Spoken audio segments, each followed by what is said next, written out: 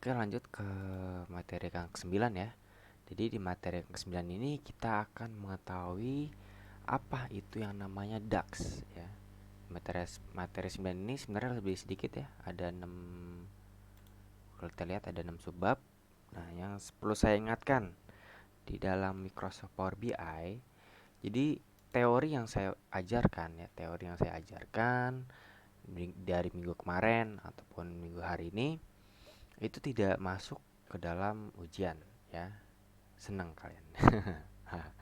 Jadi ini sebenarnya merupakan pengetahuan tambahan ya. Jadi ya kalian tidak semata-merta hanya hafalan aja. Hafalan bagaimana cara masukin data, bagaimana cara membuat visualisasi data, tapi caranya itu tidak paham gitu, tidak tahu dasarnya, tidak tahu pemahamannya, tidak tahu fondasi-fondasi dasarnya untuk membangun suatu pemahaman yang baik. Nah, di sini ya, jadi di RPS ada ketentuannya, ada ketentuan agar mahasiswa selain bisa membuat visual, ternyata juga diajak untuk memahami ya, bagaimana cara Power BI beroperasi seperti itu. Jadi kalian ya bayar kuliah, bayar SKS, lab SI ya nggak sia-sia. Kalian bisa mendapatkan ilmu lah, basic Power BI. Jadi kalau misalnya di perusahaan kalian ditanya, oh ngerti Power BI nggak? Siap, ngerti pak. Ya gitu ya jawabnya. Oke, yang pertama apa itu DAX ya? Jadi DAX ini singkatan dari Data Analysis Expression. Apa itu? Jadi ini simple ya, saya langsung ambil intinya aja supaya kalian paham. Jadi DAX ini intinya adalah rumus, ya intinya adalah formula. Kalau kalian di Excel, di Word, itu sudah pernah saya ajarin ya, bagaimana cara membuat rumus, ya. Terus di Word juga ada kan, jadi kita buat tabel dulu baru rumusnya. Nah itu sama, ternyata di Power BI juga ada. Sebentar, ya. Ternyata di Power BI juga ada. Bagaimana cara membuat rumusnya? Nah, nanti kita lihat bagaimana ketentuan dan bagaimana rumus yang ditawarkan atau yang tersedia dalam Power BI. Jadi kalian kalau mau penjelasan lebih lanjut ya, penjelasan lebih detail mengenai mengenai Power BI, kalian bisa nonton videonya. Di sini kalian klik aja. Nah, saya simpulin aja ya, simpulin. Jadi dari video ini si Alberto Ferrari ini. Jadi di videonya ini dijelaskan bagaimana tentang dasar-dasar cara kerja formula si DAX ini. Nah, teman-teman harus tahu nih, sebenarnya DAX ini lebih simple ya, lebih simple dia programnya. Dia ini program yang simple, tapi hebatnya ini adalah fungsinya ini bisa menjalankan berbagai macam berbagai macam hal gitu. Jadi ini multifungsional banget. Ya. Kenapa bisa digunakan berbagai macam tapi kok programnya ini simple gitu? Ya. Bukan program ya, maksudnya DAX-nya ini simple gitu. Kenapa? Karena DAX ini dibuat dengan programming atau konsep yang memang unik. Nah, arti kata unik ini dimana bisa membuat sesuatu yang dapat digunakan ini bisa dipahami secara umum, secara general, ya. Rumus-rumusnya ini bisa dimengerti, bisa dipahami dengan mudah seperti itu. Padahal dia bisa menjalankan fungsi-fungsi yang luar biasa, yang ya yang banyak lah istilahnya. Nggak cuman itu aja, seperti itu. Kemudian contohnya ya, contoh contoh rumusnya. Kalau kita mau tahu di Excel ya pasti ada sum gitu-gitu ya. Nah, di sini juga ada nanti kita akan jelaskan. Nah, kemudian di sini di DAX ini dirancang mempunyai dua data utama. Nanti kalian ini di semester 5 ya, ada belajar metodologi lah pokoknya, untuk membuat skripsi lah pokoknya. Nah, ini ada keterangan numeric dan data lainnya. Nah, numeric ini include apa? Integers, desimal, dan currency ya. Jadi adalah data numeric. Cuma data lainnya apa? Data lainnya adalah yang mengandung strings and binary objects. Nanti kalian belajar juga tuh buat skripsi, ada data strings apa gitu ya, data numerik apa gitu. Kemudian data yang memang sering di sini ya keterangannya sih ya, data yang paling sering muncul sih namanya adalah data time. Cuma ini gak usah terlalu dibahas ya, seperti itu. Kemudian 9.2 DAX calculation types. Jadi di dalam DAX ini ternyata ada dua kalkulasi utama menggunakan DAX. Yang pertama adalah calculated columns, dan yang kedua adalah calculated measures. Nah, oke. Hal penting yang harus dilakukan. Apa itu hal penting yang harus dilakukan dalam dalam DAX ini? Jadi sebelum kalian membuat atau mengkalkulate columns dan measure, kalian harus melakukan hal penting ini. Apa? Simple, yaitu namain tabelnya. Kalau kalian gak namain tabelnya, udah. Jadi dalam rumus DAX ini ya nggak bisa dijalankan. Mungkin bisa, tetapi tidak sesimpel yang kalian bayangkan. Kalau kalian nulis nama tabelnya itu bakal lebih jauh simple banget, ya. Contohnya ini nih. Nah, contohnya ada rumus seperti ini. Table name dan column name seperti ini. Nah, jadi kalian kalau di sini di DAX ini kan ada berbagai macam column di sini ya. Ada berbagai macam column. Nah, kolom yang ini kan terjadi karena juga ada di dalamnya adalah ada table ya. Jadi table dulu. Nah, table itu isinya apa? Table itu ada column, ada baris. Nah, di dalam column ini kalian untuk kalau misalnya mau nulis rumusnya, kalian bisa langsung masukin aja nama kolomnya ya. Kalian juga bisa masukin nama tabelnya. Contoh, misalnya di table A ya. Contoh di table A. Di table A ini ada kolom apa? Ternyata di table A ini ada kolom sales, ada kolom produk, segmen ya. Ada dan lain macam sebagainya. Nah, kalian bisa pilih satu ya dari tabelnya, kemudian kalian mau pilih kolom apa dari table A ini. Nah, seperti itu singkatnya ya. Nah, di sini dijelaskan untuk mendukung pembuatan rumus ini, kita harus memperhatikan spasi di nama tabelnya.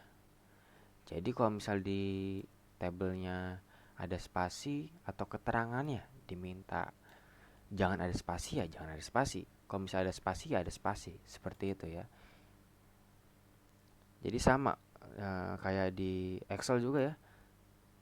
Di Excel juga. Jadi kalau ada ketentuan menulis rumus itu hal-hal penting, hal-hal sepele. Misalnya kalau di Excel ya kurang tanda petik, misalnya kurang titik koma. Nah, kalau di sini juga sama.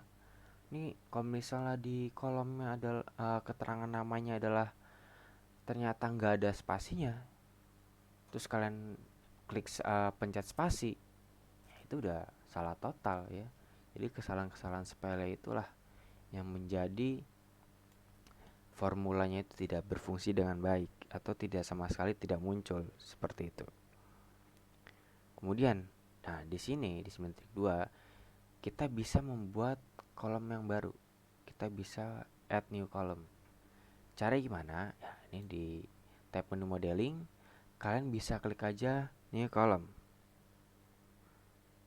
Nah, setelah kalian buat new column, kalian juga bisa munculin yang namanya fungsinya.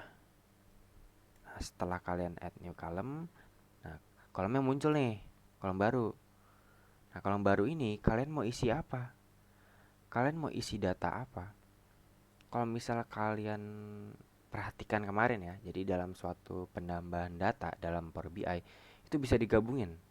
Contoh ya, contoh ternyata state dan state code ini pengen digabungin, dan alat pemisahnya apa? Alat pemisahnya contohnya koma.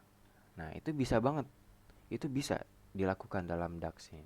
Ya, sama seperti yang sudah dijelaskan kemarin, seperti itu. Kemudian, nah ini membuat perhitungan yang baru. Contohnya kalau di sini nih, kalau kita membuat perhitungan yang baru, kita juga bisa melakukan pembuatan rumus sendiri yang ingin kalian buat, yang diminta oleh atasan ya. Sama kayak di Excel nih contohnya nih. Nah, ini kalian bisa nulis rumus. Rumusnya apa aja? Ayo kita lihat. Rumusnya ada di ini DAX function. Kita lihat ya. Nah, di DAX ini dibagi menjadi beberapa kategori. Ini ada di sini. Aggregation function, counting function, logical function, information function, text function, date function.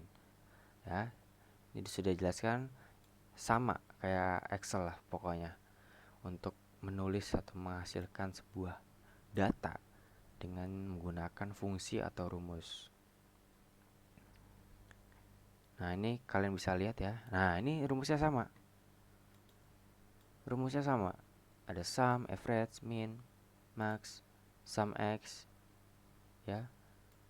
Kemudian counting function ada count, count A, count blank, count rows, distinct count. Nah, ini berbagai macam rumus yang ada, yang sudah template di Power BI ya. Information function, is blank, is number. Gak apa-apa kalian tidak usah terlalu mendalami, yang penting kalian tahu nama-namanya ini. Walaupun memang jarang digunakan, nah tapi ada berbagai rumus yang memang sering digunakan ya. Ini count pasti sering digunakan. Nah, di dalam ini semua pasti sering digunakan ya. Ya, kalian udah tahu lah. Ini juga udah digunain, udah dipelajari juga ya. Kemudian ini yang belum dipelajari, tidak apa-apa, yang penting kalian tahu. Nah, ini nih. Ini adalah text function. Nah, concatenate apa nih? Ayo, ada yang tahu tidak? Ada yang tahu? Ini adalah memisahkan, atau kalau misalnya kalian nulis rumus ternyata ada dua ketentuan ya, kalian pakai ini. Simpelnya seperti itu. Kemudian ada date function, ada date, hour, now, month, weekday ya, untuk menunjukkan data itu, menunjukkan data tanggal atau data ya semacam jam gitu, seperti itu.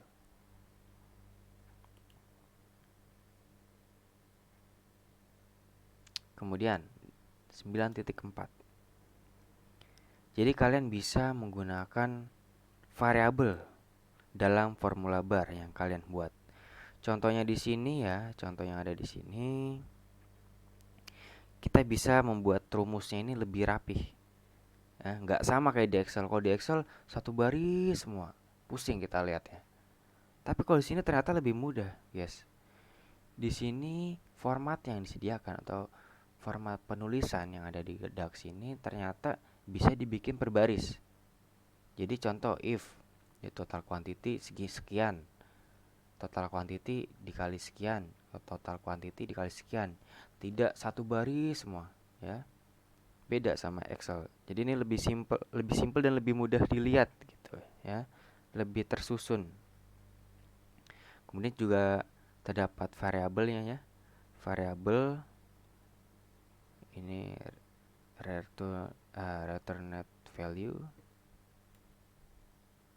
Nah, variabel ini bisa data apa aja ya, tipe data apa aja. Seperti itu. Ini penjelasan cuma sedikit.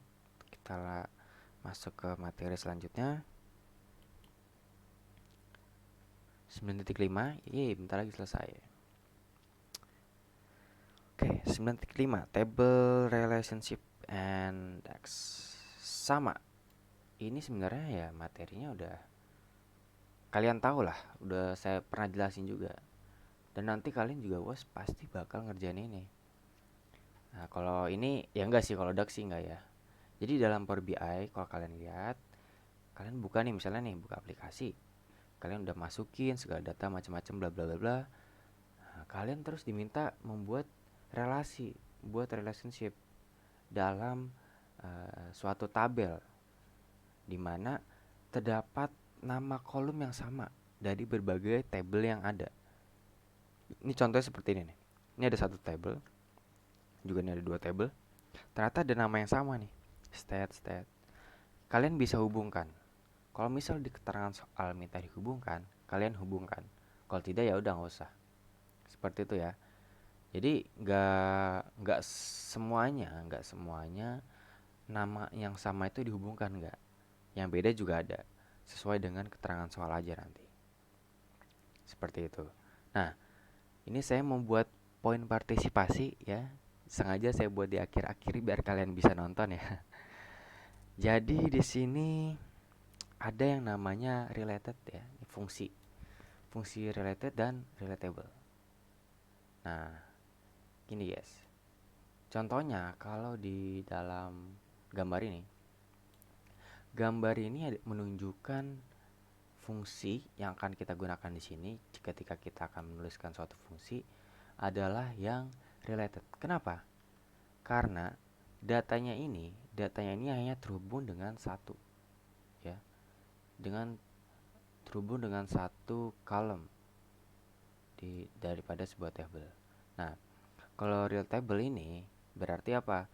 Real table ini berarti dia mempunyai hubungan yang lebih dari satu. Bisa tiga, bisa empat, bisa lima. Sesuai dengan keterangan soal. Jadi gitu. Kalau menulis rumus dan relasinya ternyata lebih dari satu, ya banyak ternyata, kita akan menggunakan relatable. Nah kalian, saya minta 5 orang pertama deh. 5 orang pertama kalian ketik kata relatable, ya. Jadi pengertiannya relatable apa? Seperti itu. Jadi relatable ada pengertiannya apa? Jadi fungsinya apa relatable ini? Seperti itu ya. Ini buat partisipasi. Tadi saya udah jelasin ya, relatable ini pokoknya hubungan dalam relasi dalam satu table ini bisa dihubungkan ke berbagai table atau lebih dari satu table menggunakan fungsi apa? Ya, fungsi relatable. Yang ini ya. Kelima orang pertama dapatkan poin partisipasi. Next, yang terakhir, DAX table and filtering. Singkat aja ya. Ini contohnya nih. Contohnya ada table, ada table order. Nah, di dalam DAX ini ternyata kita juga dipermudah lagi nih. Dipermudahnya kenapa, Kak? Nah, jadi di dalam penulisan suatu fungsi di dalam DAX, kalian bisa kebantu dengan fitur seperti ini. Contoh ya, ini apa sih yang dimaksud dengan al terus dalam kurung orders? Ternyata orders ini adalah nama tabel yang segitu banyaknya ini. Jadi kalian bisa tanpa ngeblok data ya, tanpa ngeblok tabel ini semuanya, kalian dengan mudah hanya kita bisa menuliskan al dalam kurung orders dan semua data yang sudah kita buat, semua table orders ini kita bisa diblok secara otomatis. Kalian bayangkan kalau misalnya di dalam suatu table ini ternyata ada berjuta-juta data. Nah, kalian pusing nggak tuh ngebloknya gimana, ya kan? Nah, di DAX ini ternyata dipermudah. Di DAX ini kita dipermudah untuk ngeblok semua tabelnya, tetapi dengan cara yang lebih mudah. Seperti ini, kita tinggal tulis all dalam kurung orders selesai dan tutup kurung. Kemudian juga dilanjutkan dengan keterangan berikutnya. Apa? Dalam table orders ini kita akan mengkalikan table orders, yaitu column quantity dikali dengan table orders, yaitu column price. Gitu cara bacanya ya. Cara baca gimana? Ayo. Nah, ini juga buat poin partisipasi deh. Kalau ini berapa orang ya? 3 orang deh. 3 orang tercepat ya. Jadi yang pertama 5, yang kedua 3 ya. Bagaimana cara membaca ini nih yang ada di sini? Jadi ini penjumlahan ya, saya ulang, penjumlahan antara table. Kita blok dulu table ordersnya, semuanya table orders. Kemudian kita akan mencari di table orders ini, kita akan mengkalikan table orders di kolom quantity dikalikan dengan table orders di kolom price. Seperti itu cara bacanya. Kalian bisa buat dengan kata-kata sendiri ya, yang penting nggak sama purchase, nggak apa-apa, nggak apa-apa, santai aja. Oke. Nah, ini fungsi-fungsinya seperti ini. Ada filter, all, values, distinct, readable. Nah, ini muncul lagi. Oke, sekian dari saya. Semoga apa yang sudah saya berikan dapat bermanfaat. Kalian bisa mengetahui konsep-konsep basic dalam Power BI. Oke, terima kasih. Selamat belajar.